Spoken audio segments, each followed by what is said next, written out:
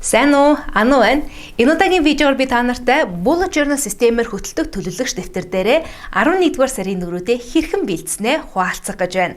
Bullet journal болоод Bujo төлөвлөгч дэвтэр сонирхдаг залуучууд энэхүү видеотой үргэлжлэн хамт байгаарай. За мөн энэ удаагийн видеог та бүхэнд eMart-ийн дэмжлэгтэйгээр хүргэж байна.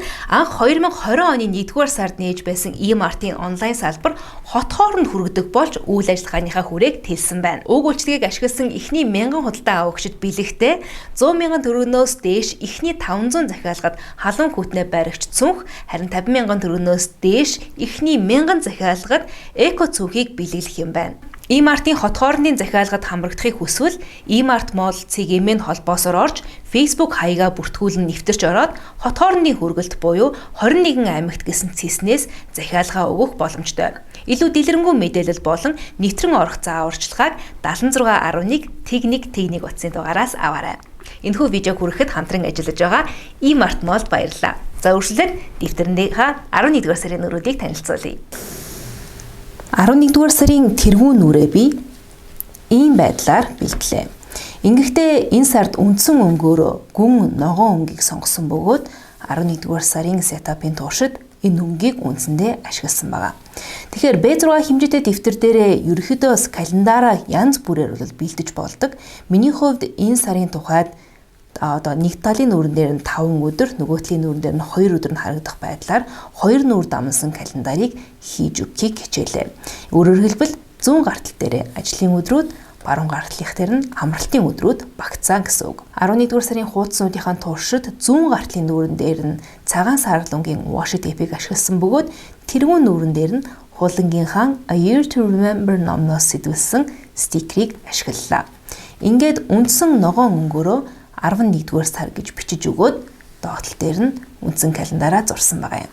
Баруун гартлын нүрийг чимэглэх зорилгоор иймэрхүү цаас нааж өгөөд сүүрд ирсэн стикерүүдээсээ чимэглэж нааж өглөө.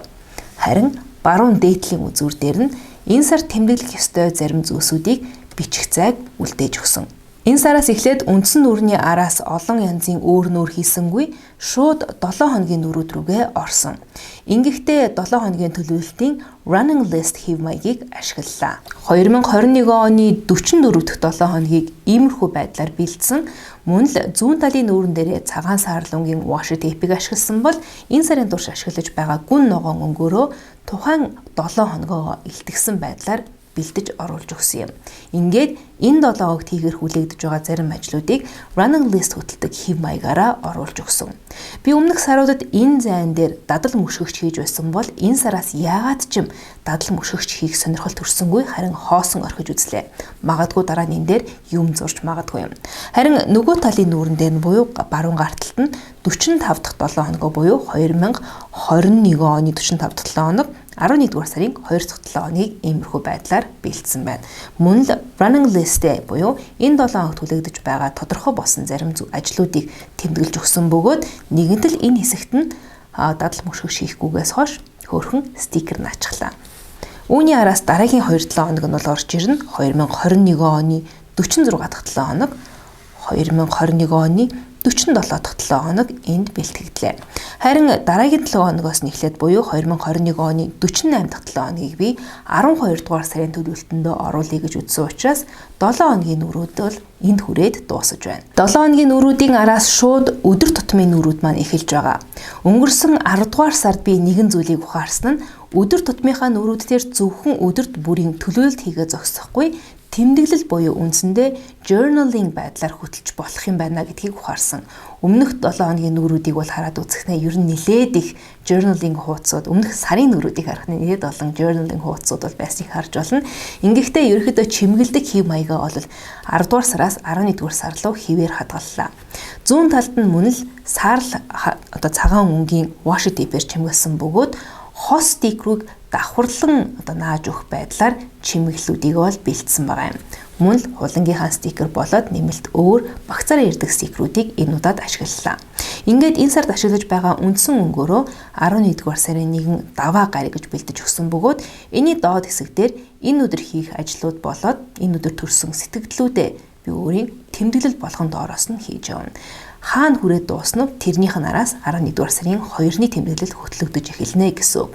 За мөн түнчлэн та нарын энэхүү видеог үзэж байгаа YouTube суваг дээр орж байгаа видеонуудын төлөвлөлтийг бас энэ хэсгээр бол хийдэг. Бид орон дандаа улаан мөнгөний дэвсгэр тавьж өгөөд тухайн видеоны төлөвлөлт зориулсан хэсгийг ингэж гаргаж өгдөг байгаа юм. Ингэснээр өөр дэвтэр дээр төлөвлөлт хийхгүйгээр ер нь bullet journal-ийн хэв маягаар гэхдээ зөвхөн контентын төлөвлөлтийг дотор нь багтаах боломжийг олгож өгч байдаг. За ингээ үүний араас эхлээд би мэдээж 11-р сарын бусад нүрүүдийг бол хөтлөөд явна. Гинггэхдээ тухайн нүрийг яг ашиглах үедээ бэлдэж байвал зүгээр санагдсан. Энэ нь яг ямар нүр ашиглах вэ, юу хийх вэ гэдэгтээсээ хамаарсан инспирацууд яга тухайн үеэсээ олж авах зорилготой. Тэгэхээр өдөр бүрийн нүрүүд маань ингэж эхэлж байгаа бол 7 хоногийн нүрүүд маань иймэрхүү байдалтай, харин сарын үндсэн нүр маань иймэрхүү байдалтайгаар 11-р сарын төлөвлөлт маань хийгдлээ. Bullet Journal-ийн 11-р сарын нүрүүдийг хэрхэн бэлдсэн маань таалагдсан гэж найдаж байна. Бэлдэх явцад ашигласан бүх зүйлийг би видеоны доор тайлбар хэсэгт холбож голлох мэдээллүүдийг нь оруулсан байгаа шүү. Хэрвээ энэхүү видео таалагдсан бол лайк дараарай. Мөн миний бэлдсэн хэм маягаас та нар өөрсдийнхөө Bullet Journal-даа санаа авахар шийдсэн бол алийг нь ашиглах гэж байна. Тэрийг видеоны доор комментээр үлдээгээрэй. За хэрвээ миний сувагт subscribe хийгээгүй байгаа бол энэ доор байгаа subscribe гэсэн товчийг дараад хажууг нь хонхыг дарчих юм бол намайг шинээр видео оруулах болгонд notification очиж байх болно шүү. Хамтайсан баярлалаа. Дараагийн видеогоор тун удахгүй эргээд уулзъя.